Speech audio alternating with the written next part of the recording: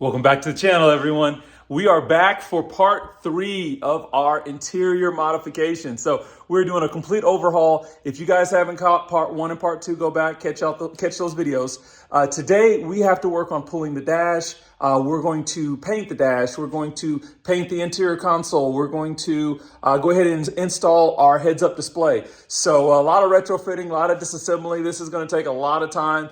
Funny enough, I'm actually coming to you guys from the future because I forgot to do the intro for this video, so we're doing it now. So if this is your first time to the channel, make sure you like and subscribe. I want to keep bringing this content for you guys. Also, drop some comments down below. Let me know what you guys want to see. I have some mods coming. Again, still waiting on the Franken Turbo to drop so that we can get that stage, what is that, stage 3 almost going? So bump up to about 600 horsepower, so I'm excited about that. So you guys make sure that you guys are subscribers so you can come back for those updates. But right now I'm going to turn the camera around. We're going to jump into this install, and we're going to let you know what's going on.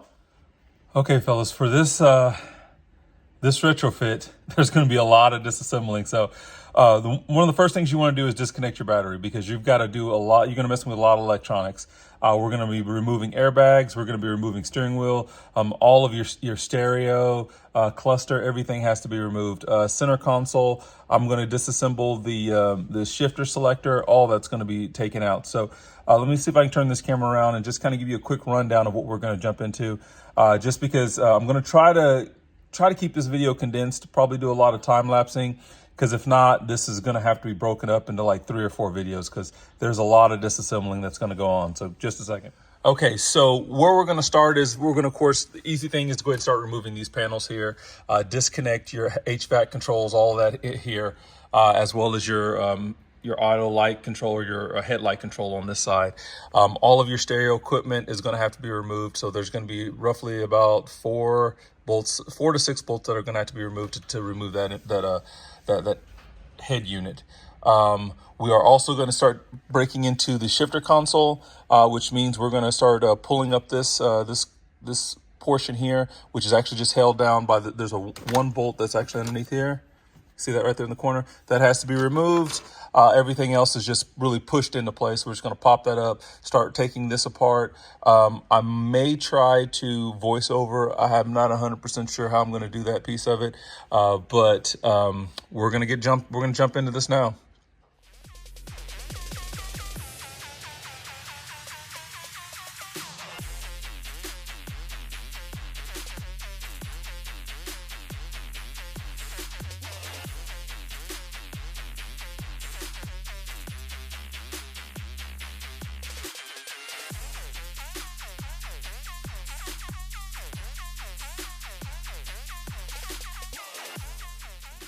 Okay, just as a little update, we're just still working through this. As you guys can see, I've taken my airbag out. Again, one of the main reasons why you want to disconnect the battery. Only thing I have left is the bolt to remove here. Started to take some of these bolts out, like here, here, here. All of these bolts are going to have these little screws, which they're all basically identical. Let's see if I can grab one down here. So yeah, they're just these little black screws. They're basically same length, same head on them. All those have to come out. We're going to go ahead and remove the 6WB. We're just going to use our little pick tools to just reach up in here, pull that down, and once we do, we'll pull that 6WB out. And then we're going to start working on the center console. You've got to just pull this, if I can get this, pull this to the side, get that to be able to release, and then you can slide that forward. That section just came off just like that. And then we'll start, just again, taking apart the other components here. Just like I said, just want to give you guys a quick rundown. As you guys can see, we've already disassembled the entire center section here with the head unit, as well as the factory unit below. So we'll put you back on that time lapse.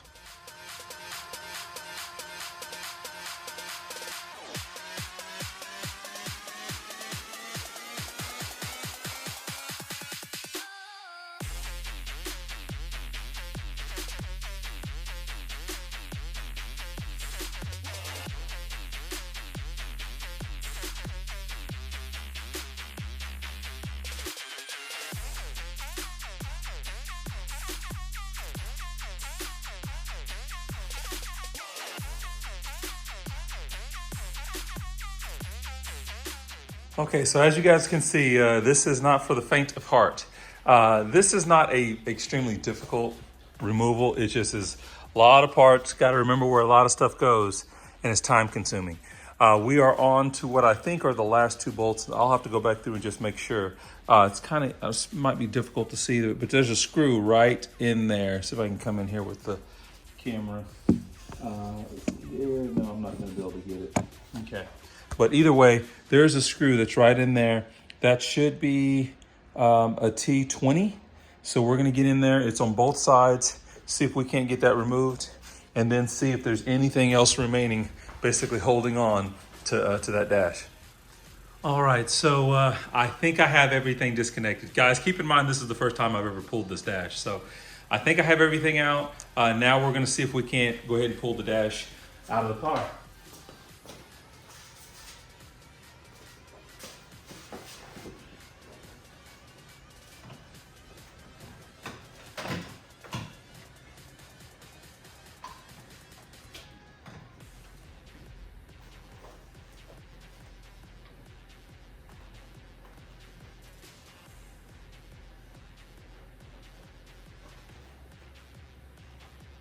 Something here, that a wire loom that seems to be clipped on, kind of clipped to the side of the dash. So I've got to try to see if I can get that to come loose, and then we should be able to move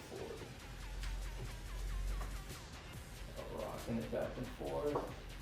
Okay, so I'm not sure if you guys can see here, but I've had to do some working around in there to get this loose. I'm going to go ahead and pull this dash out, and I'll show you where that cable was actually connected to.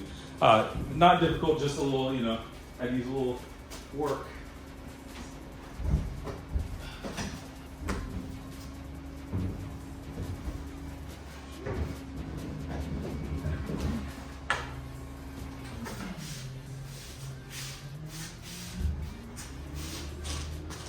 Okay. So as you guys can see, that is a big nasty mess. Our dash is completely out.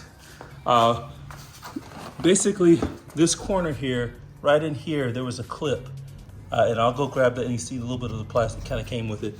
But it's just your normal wire clip. It was really just kind of on there real tight. Just this one here. So that just slides, if I can get that to focus, slides right there on that plastic and holds that wire in place.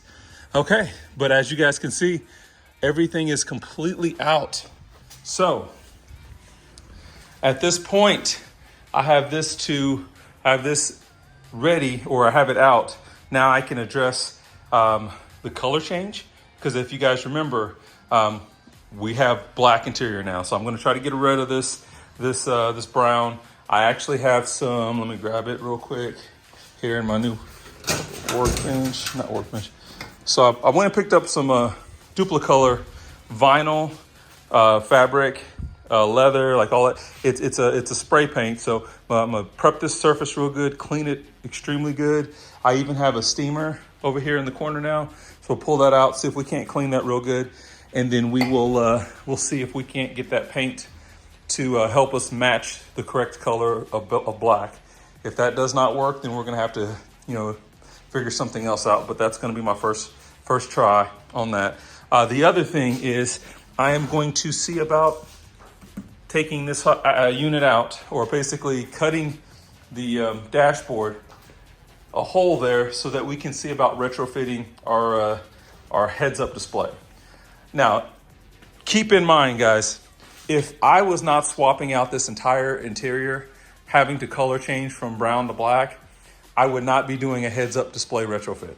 That is the main reason why it just became one of those things where I got the heads-up display, the whole unit, wiring, everything cheap enough, and my 6WB is heads-up display. I can't see, it's actually down here in the back of the car now, but it does have the connection for the heads-up display.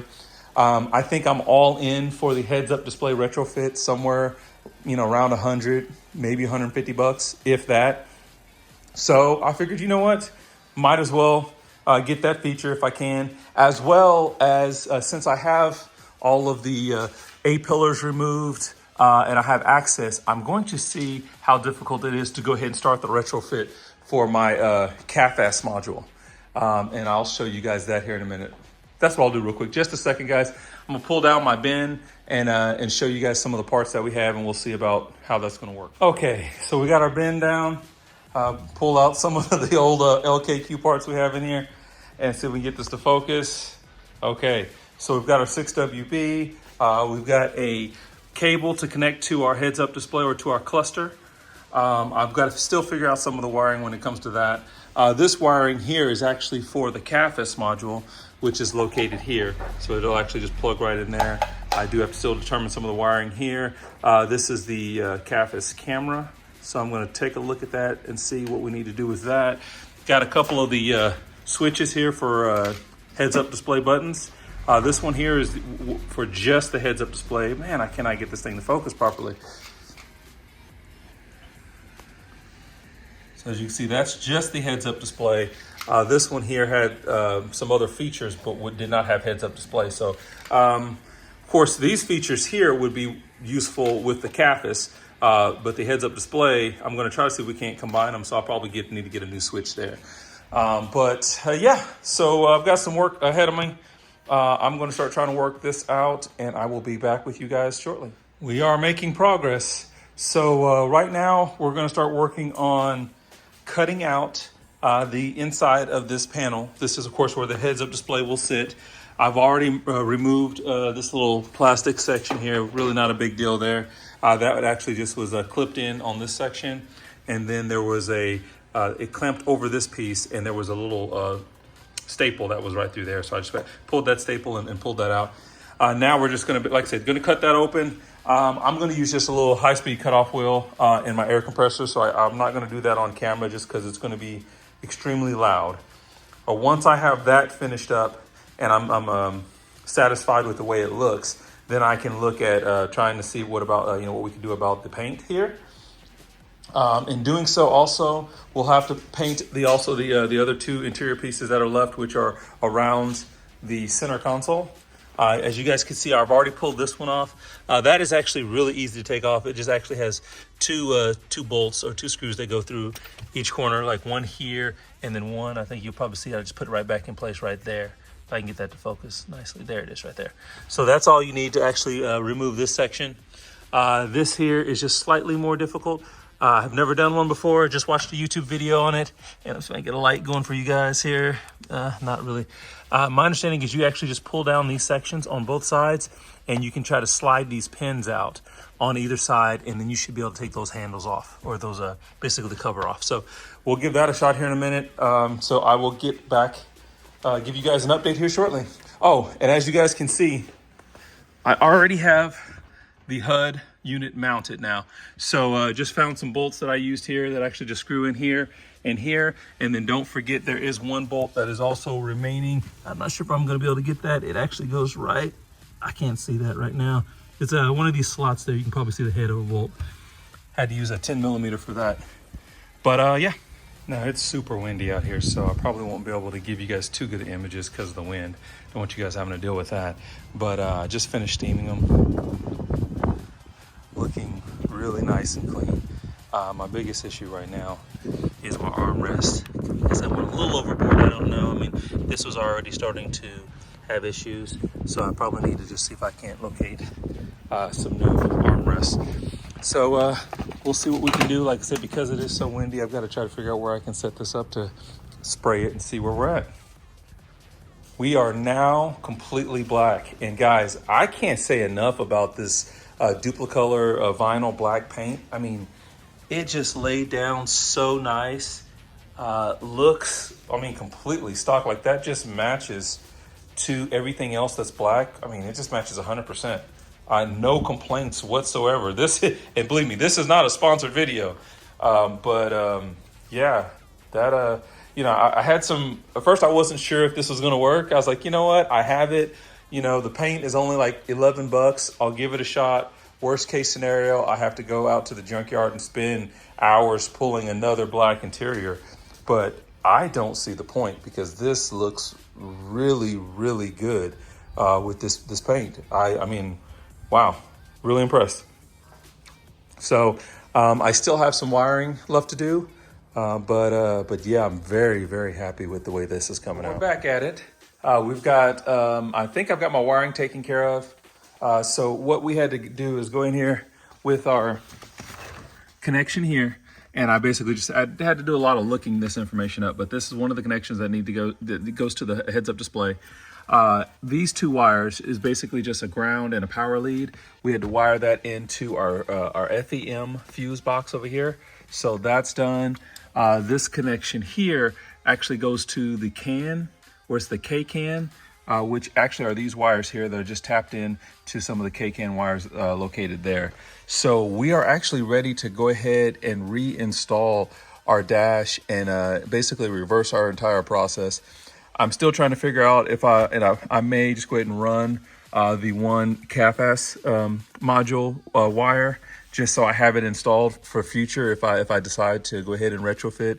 I'm looking here at my windshield, and I was trying to determine if I would be able to add the module. I cannot, absolutely cannot, without the new windshield. So we're gonna have to save that for a later time.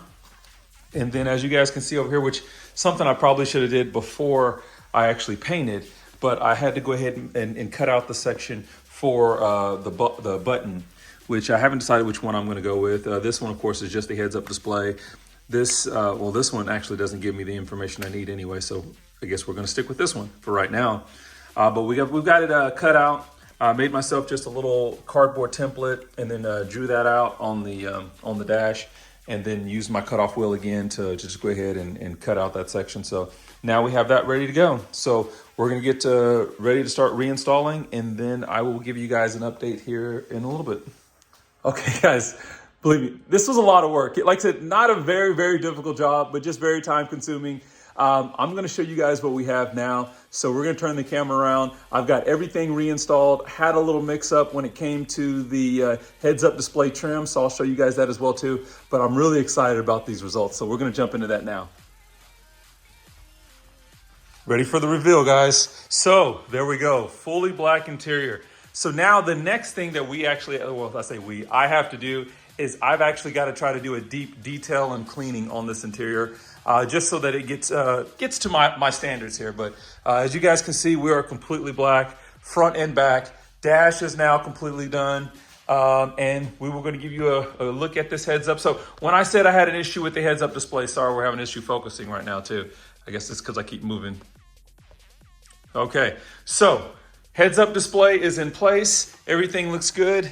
Let's see if you can see that right there. There's our trim. My issue was the actual trim itself. So if you guys saw before, when I went to the junkyard, I actually pulled the wrong trim, heads-up display trim from the wrong vehicle. I pulled it from, I believe it was actually a 750i, not realizing that the heads-up display and the trim would not fit exactly the same. So I didn't get to cut the hole the way I should have when I had the dash out. So then I had to try to cut or kind of trim up the hole to fit the trim piece while the dash was in place. And as you guys can see, it still is not sitting 100% flush the way I need it to. So now I've got to do a little bit of massaging. Not a big deal. I'll get that taken care of. As you guys can see, our button is in place for our heads-up display. Looks perfect. So yeah, everything looks really, really good. The paint came out phenomenal. You can even see still the armrest. Actually just sanded the armrest down, sprayed that as well too. It's not 100%, but it does definitely look a lot better. We've got the new ceramic shifter installed. That's actually one. I'm still working on the video on that one. I apologize, guys, but definitely liking this interior. Let me get the car started real quick, and we'll see if we can see that heads-up display. Okay, so I went ahead and popped the garage for a little extra light here, but you guys can see how that interior looks. Again, my interior is not perfect, guys. This car is, you know what now, almost 12 years old.